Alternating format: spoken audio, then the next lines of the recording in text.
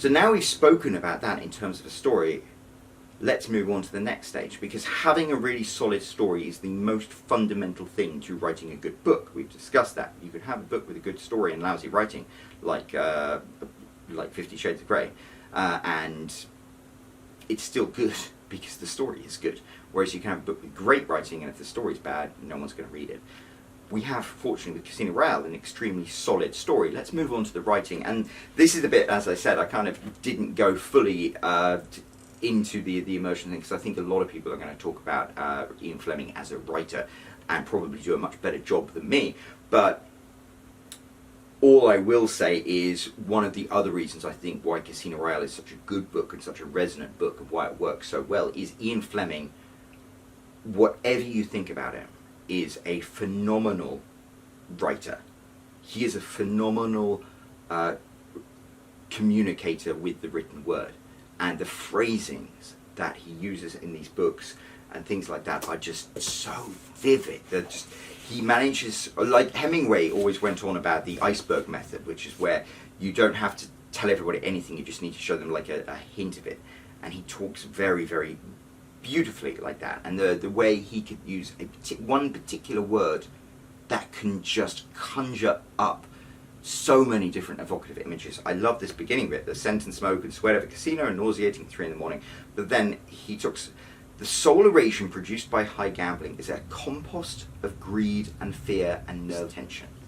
Now, compost, my father used to have a compost heap back when I was growing up. It's where you layer all your organic trash and it rots, and it produces a huge amount of heat, a huge amount of smell, and it slowly breaks down into that really rich, useful stuff, nutrient-rich soil that you can grow stuff from. But it's all about compost. Just, it conjures up that nauseating heat and smell and decay, and so that one word manages to convey so much. And so many other people have talked about particular phrases that Ian Fleming used that are so evocative. My favourite one, and it's funny, we spoke about this book, my first book ever. I was reading it to the kids the other day, and there was a phrase where they talk about the unblinking black eyes of the gun. No, the unblinking black eye of the gun, and I use that. I probably have used that exact expression in every single book I've ever written, and I started off being ashamed of it, but now I'm just like, you know what, it's a little Easter egg. A little Easter egg. If anybody can recognise that, good for them. But he was a brilliant artist when it came to using the English language, and I always say writing is a craft rather than an art, but he was just extremely accomplished and practiced, and I think that comes from the fact he was a journalist, so he always had to write within a word count, and he just had a natural flair for the dramatic. One of the other reasons why I think Ian Fleming is such a brilliant writer is his characters. I think it's undeniable that he came up with just some fantastic characters. Even James Bond himself, I mean, he wrote about James Bond being a very boring person for whom things happened, which I personally believe is incorrect. I think in a story circle, step 3, the need is always forcing a hero to be somebody who takes action, and James Bond obviously gets the exposition and then goes off, so I think he is more of a man of action than Ian Fleming credited him for. But he was a fascinating character, and almost by keeping him as much of a blank slate as possible and just putting on Ian Fleming's own personal tastes, it almost inadvertently filled in the blanks with sort of Ian Fleming's life and history and things. But the characters Ian Fleming comes up with as well are really, really vivid and interesting. One of the things that I think is so interesting, that a lot of them, when Ian Fleming is assembling the ingredients for story, he literally just takes real life figures and puts them in the story. Casino Royale is a fantastic example of this, because the bad guy, Le Chiffre, is a thinly disguised version of Aleister Crowley, who is a very interesting figure from that particular period, who was very much into the occult and was it law of attraction, things like that, kind of a sinister figure. And that's who Le Chiffre was based off of. There are other books, like Scaramanga was the name of somebody he went to school with, and Major Boothroyd, of course, the Q in the movies, was based off somebody who wrote him a letter because that's what people used to do back in the day, about how he got some of his gun facts wrong. M was almost like a version of Rear Admiral Godfrey, just put in there. I think it's really fascinating, and to me, again, it's one of the other things that particularly resonates closely with me about Ian Fleming's writing, because I literally take real life people and put them in my book. I just recast them.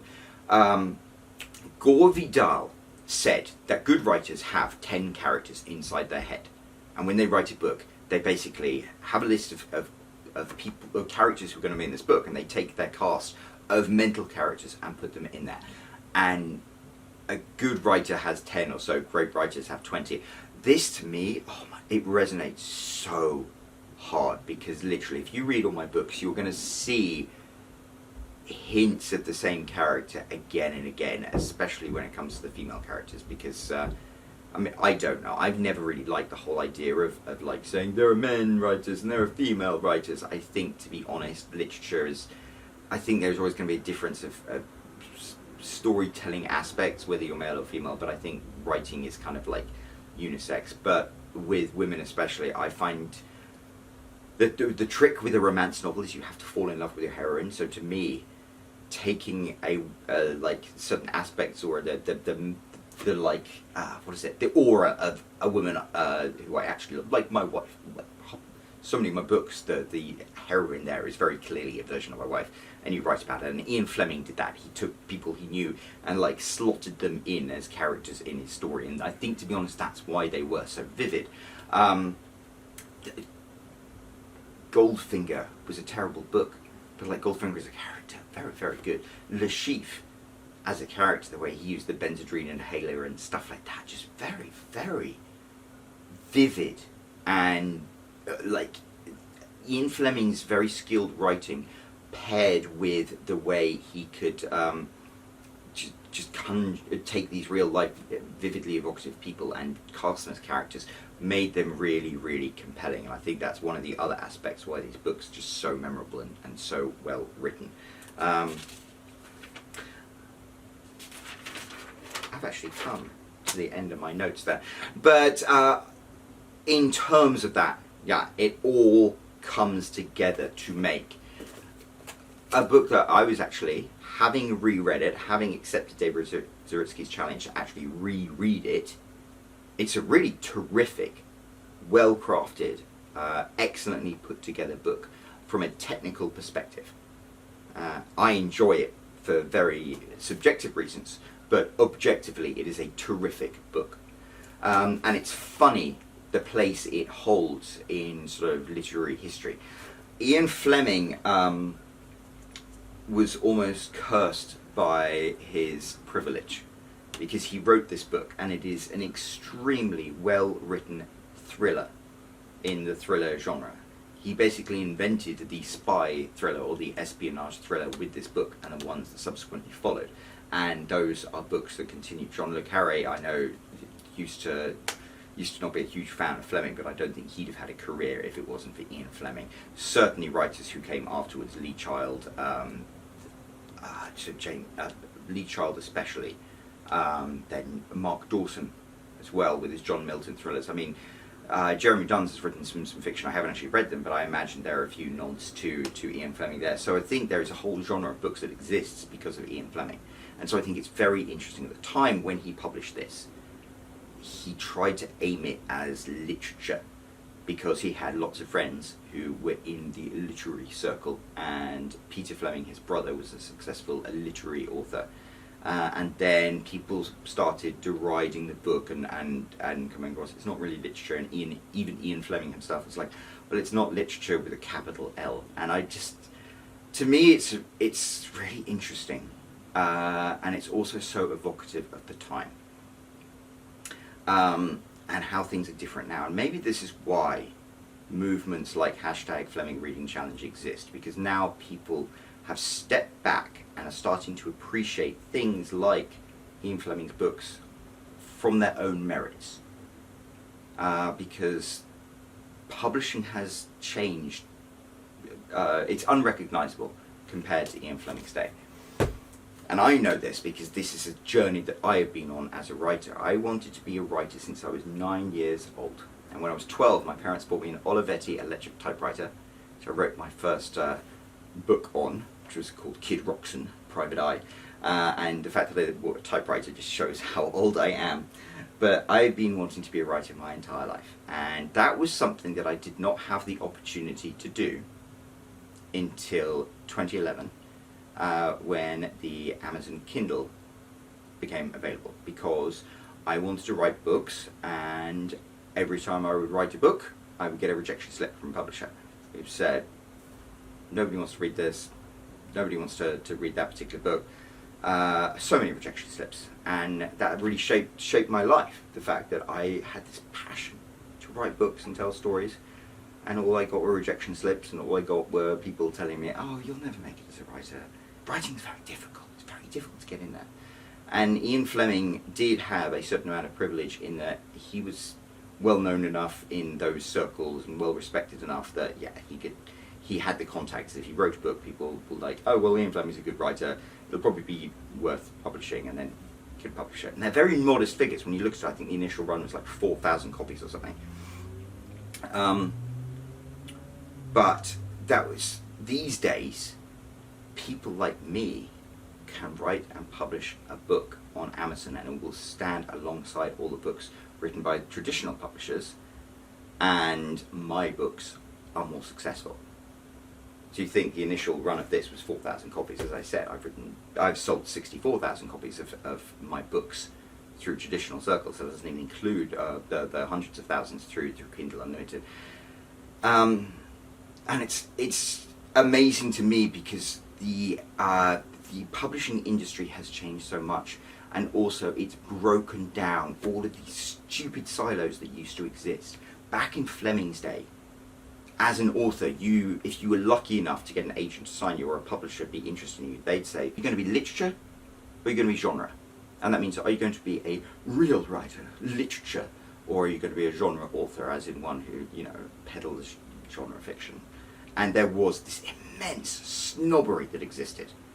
And Fleming, because of the position he was in his life, took the route of going, initially of being viewed as literature, when his books, as we just broke it down, it's an incredibly well-crafted piece of genre fiction. There's nothing wrong with that. As I said, genre fiction, writing to a formula, writing that story circle, that is a type of poetry. I would say it takes more talent to write a good genre fiction book than it does a literature fiction book. Literary fiction, he says, incredibly pretentiously, is a genre created for authors who can't be bothered to learn how to sell books. Genre fiction is where authors learn the craft of writing, the craft of storytelling, and they find an audience with whom their work resonates and they sell to them. To me, genre fiction is where being a real writer comes in. And Ian Fleming is well, Casino Royale at least is a terrific example of genre fiction done extremely, extremely well. Yeah, and it's just unfortunate that he had to face all of those slings of arrows. And it's funny, it's almost like a bittersweet end to his life. For the last few years of Ian Fleming's life, he was successful as a writer, and his books were getting made into movies and stuff like that, but you can tell there was always that doubt and that almost shame and making excuses. Oh, it's not literature with a capital L. And it just makes me sad, because you look today at writers like Lee Child, who does the Jack Reacher books, and it's like, he doesn't give a shit. He doesn't give a shit. He writes the books he wants to write, and he writes them to a formula that he knows will sell, and he's been prodigiously successful. And whatever you might say about Lee Child, he is an extremely accomplished author. And yeah, I wonder if Ian Fleming had been given more respect during those days, whether it would have changed the trajectory of his life. Maybe he'd have become more vibrant and wouldn't have had a heart attack at 56 and died. Maybe he'd have continued the books. Maybe he'd have delved into them deeper and gone further. It's just, it's sad in a way. But in that same way, it's why I was so passionate about making this video breaking down Casino Royale, because the hashtag Fleming challenge to me is incredibly life affirming, because all of these people who have fallen in love with the product of Ian Fleming's works are now going back to where it all began and appreciating him as a writer all over again. And that opens up all sorts of different cans of worms. I mean, if you read this book, certain sentiments, especially when it comes towards like women and stuff like that, are troublesome in a modern day and age. But that's good that they're troublesome. It's good that we are having a discussion in which we realise that they're troublesome, where we can dissect them and talk about them and explore them. So, yeah. I hope if you watch this video all the way through that it provided some value. And if you have read this book as part of the Fleming Reading Challenge, or just as reading anyway, I hope you enjoyed, and I hope you found what I had to say about it interesting. Yeah, this is a pivotal book in my life, pivotal book in many people's lives, and it's been really enjoyable to do this deep dive with you. Thanks very much, and I'm sure I will be back with more videos soon. Cheerio.